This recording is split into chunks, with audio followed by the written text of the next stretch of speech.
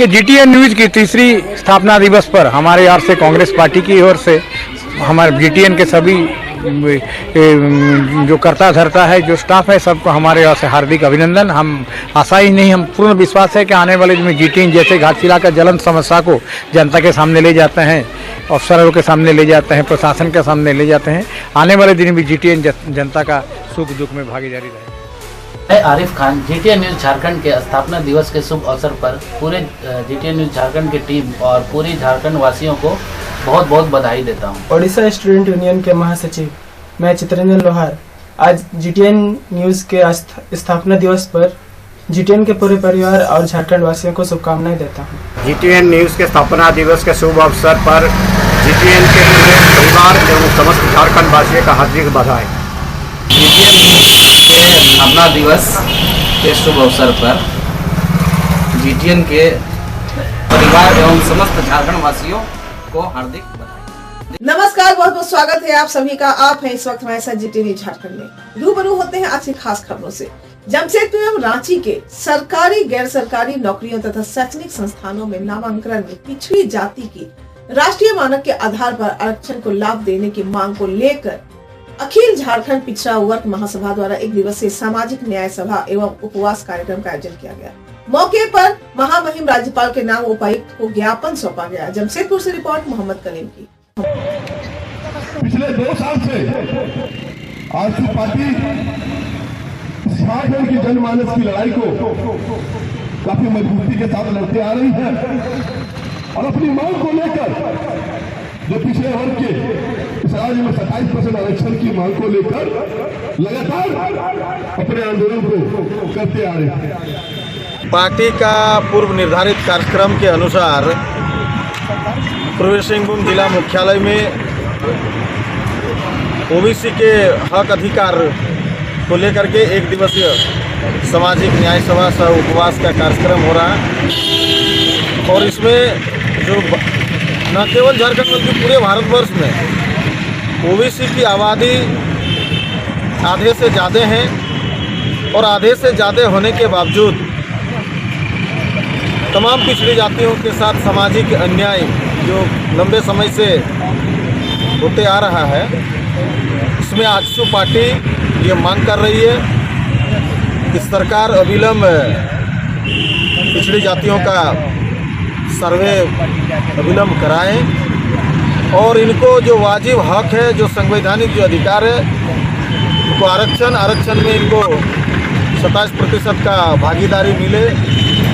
साथ ही साथ अन्य जातियों का जो जाति प्रमाण पत्र एक बार निर्गत होने से आजीवन मान्य होता है, उसी प्रकार ओबीसी जाति के लिए जाति प्रमाण पत्र एक बार जो निर्गत होगा वो आजीवन मान्य हो और साथ ही साथ जो मनरेगा मजदूरी में जो ओबीसी के साथ जो जातीय भेदभाव जो हो रहा है उसको अविलंब बंद किया जाए और सभी जाति जो एसटी, एससी, ओबीसी, जनरल सभी को एक साथ मजदूरी भुगतान किया जाए, क्योंकि मजदूर तो मजदूर होते हैं, मजदूर का कोई जात नहीं होता है, इसलिए जातीय भेदभाव बंद हो। आगे की रणनीति क्या होगी? इसके बाद अगर कुछ नहीं होता तो आगे की रणनीति क्या होगी? ये लोकतांत्रिक देश है और लोकतांत्रिक देश में लोगों को बोलने का हक है।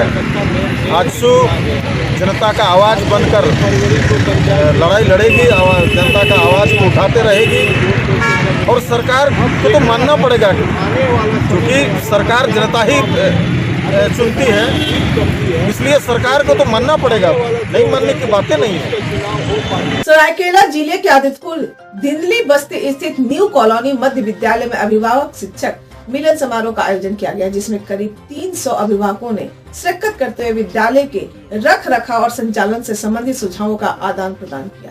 इस दौरान अगले 10 वर्षों के लिए विद्यालय संचालन की रणनीति पर विद्यालय प्रबंधन और अभिभावकों ने चर्चा की। जानकारी देते हुए विद्यालय की प्राचार्य संध्या प्रधान ने बताया कि काफी सौहार्दपूर्ण माहौल में बैठक का आयोजन किया गया है। इससे स्कूल के रख रखाव और साफ सफाई को लेकर अभिभावकों ने महत्वपूर्ण सुझाव दिए। इसके अलावे विद्यालय में छात्रों की उपस्थिति और नामांकन को लेकर भी विचार विमर्श किए। उन्होंने इसे एक अच्छी पहल बताया और ऐसे आयोजनों को छात्रों एवं अभिभावकों के हित में बताया। वैसे ऐसे आयोजन अमूमन निजी स्कूल में देखे जाते हैं, लेकिन न्यू कॉलोनी मध्य विद्यालय शहर के चुनिंदा प्रतिष्ठित सरकारी स्कूलों में से एक है। आपको बता दें कि विद्यालय की प्राचार्य संध्या प्रधान राष्ट्रपति अवार्ड विजेता है और उनके दिशा निर्देशन में विद्यालय ने कई कीर्तिमान भी स्थापित किए हैं। इस साल राज्य स्थापना दिवस के मौके पर भी उन्होंने सरकार की ओर से सम्मानित उन्हें किया जा चुका है। आदित्यपुर से रिपोर्ट बलराम पांडा की।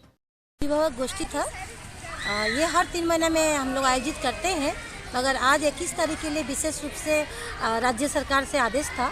इसमें कम से कम मेरा 200 से अधिक गार्जियन आए हुए हैं। हम लोग 3 मुद्दे पर ज़्यादा बात कर रहे हैं। एक नामांकन 100% अपने पोषक क्षेत्र का, जो हमारा विद्यालय उसमें अव्वल स्थान पर है, 1200 हमारा नामांकन हो चुका है। और दूसरी बात होती कि नियमित उपस्थिति, कोरोना में थोड़ा हम लोग टाइट नहीं कर पा रहे थे, अब हम लोग उसको ज़्यादा मान रहे हैं कि बच्चे 100% स्कूल आओ। हमारा 70 to 80% उपस्थिति हो पा रही है। तीसरी बात है कि जो कोरोना समय में जो लर्निंग गैप हो गया उसको कैसे पूरा करें, तो उसके लिए मेरा आज गार्जियन से ही सुझाव आया कि हम लोग बच्चों को थोड़ा रिमेडियल क्लास देंगे। तो चूँकि टीचर्स कम है तो हम लोग बच्चों को self learning, group learning, remedial class भी करेंगे, ये वाली हुआ। दूसरी बात है, सरकार से भी आग्रह हुआ है कि आप एक स्टूडेंट लोग को अपने विद्यालय से जोड़ें, जो पहले से हम जोड़ के काम करते हैं।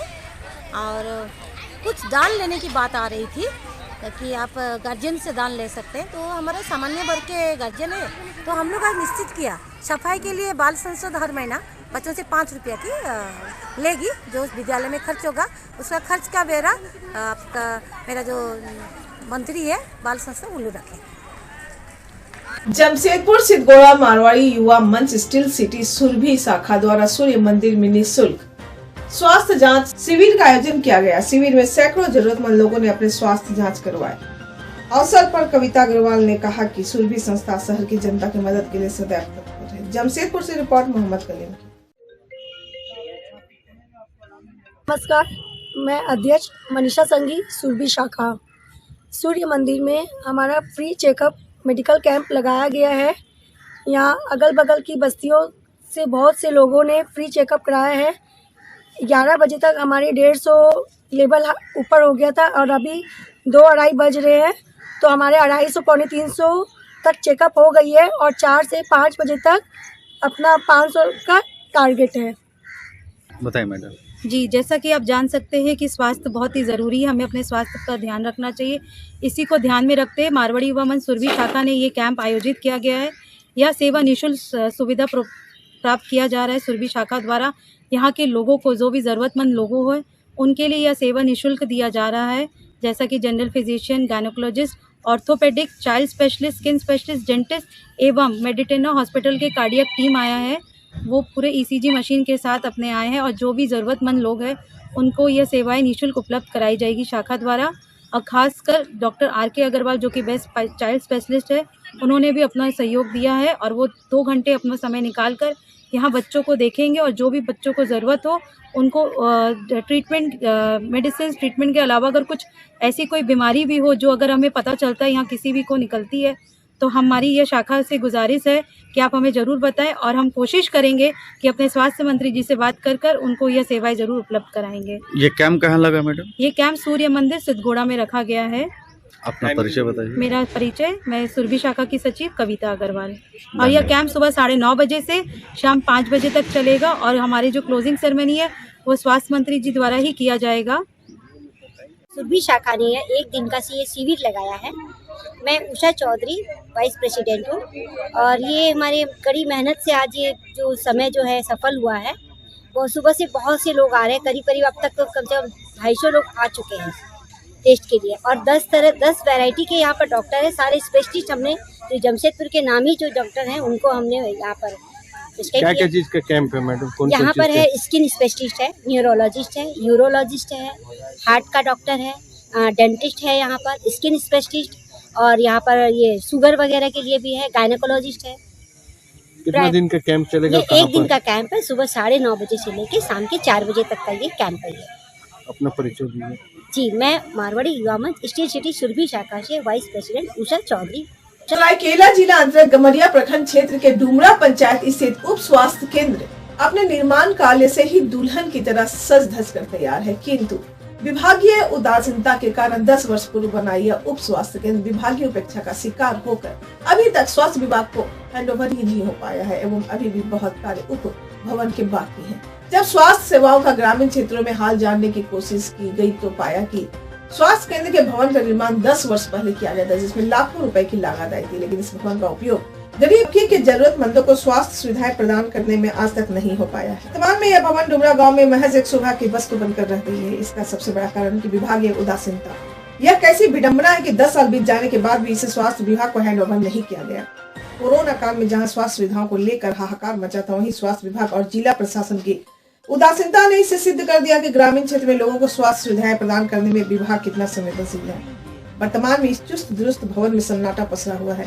एक छोटे से खंडरनुमा भवन में स्वास्थ्य कर्मचारी अपनी उपस्थिति दर्ज कराकर अपने कर्तव्यों की इतिश्री कर लेते हैं। वहीं कमरिया प्रखंड के स्वास्थ्य केंद्र प्रभावित कमीला कुमारी से जब इस संबंध में जानकारी चाहिए तो उन्होंने बताया कि अभी तक विभाग द्वारा भवन हैंड ओवर ही नहीं हुआ है। इस वजह से उन्होंने नए भवन में उप स्वास्थ्य केंद्र को चालू कराने में असमर्थता जाहिर की।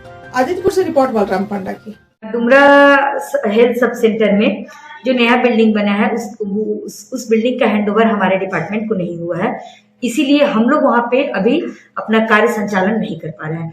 जैसे ही हमारे डिपार्टमेंट में उस बिल्डिंग का हैंडओवर हो जाएगा, हमारा सारा कार्य वहीं पे किया जाएगा। जो स्वास्थ्य केंद्र बना हुआ है अभी तक विभाग को ये लोग हैंडओवर नहीं किया है, जिससे यहाँ का जनता और यहाँ का व्यक्ति में रोष है। और ये कांग्रेस पार्टी ने ये स्वास्थ्य मंत्री को भी अवगत कराएंगे और हम लोग ये जो भी समस्या जो अभी किस प्रकार का जो समस्या अभी तक नहीं स्वास्थ्य केंद्र चल रही है उसका हम लोग डीसी या सरकार से भी हम लोग बात करेंगे, क्योंकि ये गंभीर मामला है और हम लोग को जो सरकार चल रहा है जो कि हम लोग को काफ़ी मतलब जनता के बीच में रहना पड़ता है, जिससे जनता के भी रोष को हम लोग देखते हुए हम लोग कांग्रेस पार्टी ये मुद्दा उठाएंगे कि जल्द से जल्द चालू किया जाए और हम लोग सब विभाग से मिलेंगे भी। स्वास्थ्य सोनाहातू थाना क्षेत्र मार्चा डी गांव के कांची नदी में अवैध तरीके से बालू की उठाव धड़ल्ले से जारी है। दिन और रात बालू की उठाव मशीन द्वारा की जा रही है। सरकार की ओर से बालू उठाव पर कोई निर्देश नहीं है, लेकिन यहाँ के पदाधिकारियों की मिली भगत से दिन और रात बालू माफिया बिना डर भय से बालू के उठाव जारी रखे हैं, जिससे सरकार को लाखों के राजस्व का नुकसान उठाना पड़ रहा है। दिन और रात जेसीबी मशीन लगाकर बालू की उठाव हो रही है और रांची टाटा में बड़ी बड़ी हाईवा में बालू भेजी जा रही है, लेकिन यहाँ के पदाधिकारी को मोटी रकम मिलने के चलते बालू माफिया पर किसी तरह का कार्रवाई करने में समर्थ नहीं हो रहे हैं। वही बालू माफिया मनोज महतो से फोन पर बात करने पर उन्हें बताया कि मुझे साहब का आदेश है और सोनाहातू थाना और सीओ को मैनेज करता हूँ। इस चलते मैं 24 घंटे दिन हो या रात सब समय काम करता हूँ। सोनाहातू से संतोष कुमार मेहता की रिपोर्ट। सोनाहातू के मार्चाडी घाट में अवैध तरीका से बालू मशीन द्वारा बालू उठा किया जा रहा है, सुबह दिन को भी और रात को भी। क्या कुछ कहना है सर? कि मेरे संज्ञान में तो बालू उठाव नहीं हो रहा था, मगर आप यदि सूचना दे रहे हैं, चूंकि अभी हाल फिलहाल में मेरे द्वारा एक रेड का संचालन किया गया था तो वहाँ पे बालू तो थे नहीं, मगर यदि आपके द्वारा संज्ञान में दिया जा रहा है तो अभी मैं तुरंत थाना प्रभारी के साथ निकल रहा हूँ और वहाँ पे देखूंगा, अगर इस तरह का संचालन हो रहा होगा तो कठोर कार्रवाई की जाएगी।